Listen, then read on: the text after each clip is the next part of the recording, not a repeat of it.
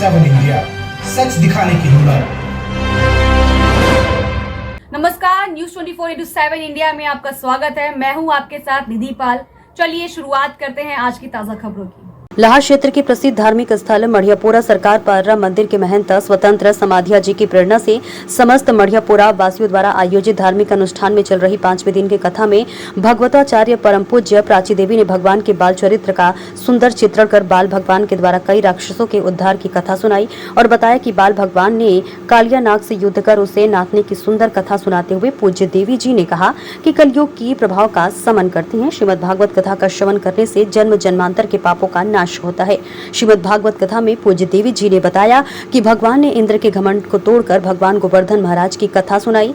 आगे महाराज जी ने बताया कि धुंधकारी अति दुष्ट था और उसका पिता आत्मदेव भी उसके उत्पातों से दुखी होकर वन में चला गया था। धुंधकारी वैश्वाओं के साथ रहकर भोगों में डूब गया और एक दिन उन्हीं के द्वारा मार डाला गया। अपने कुकर्मों के फलस्वरूप वह प्रेत बन गया और भूख प्यास में व्याकुल रहने लगा। एक दिन व्याकुल धुंधकारी अपने भाई गोकर्ण के पास पहुंचा और संकेत रूप से अपनी व्यथा सुनाकर उसकी सहायता की याचना की। गोकर्ण धुंधकारी के दुष्कर्मों को पहले से ही जानते थे, इसलिए धुंधकारी की मुक्ति के लिए गया श्राद्ध पहले ही कर चुके थे। लेकिन इस समय प्रेत रूप में धुंधकारी को पाकर गया श्राद्ध की निष्फलता देख उन्होंने पुनः विचार विमर्श किया और अंत में स्वयं सूर्य नारायण ने गोकर्ण को निर्देश दिया कि श्रीमद् भागवत कथा का पारायण किया कीजिए और उसका श्रवण मनने से करने से मुक्ति होगी। देखिए लाहार से मोनू उपाध्याय की रिपोर्ट।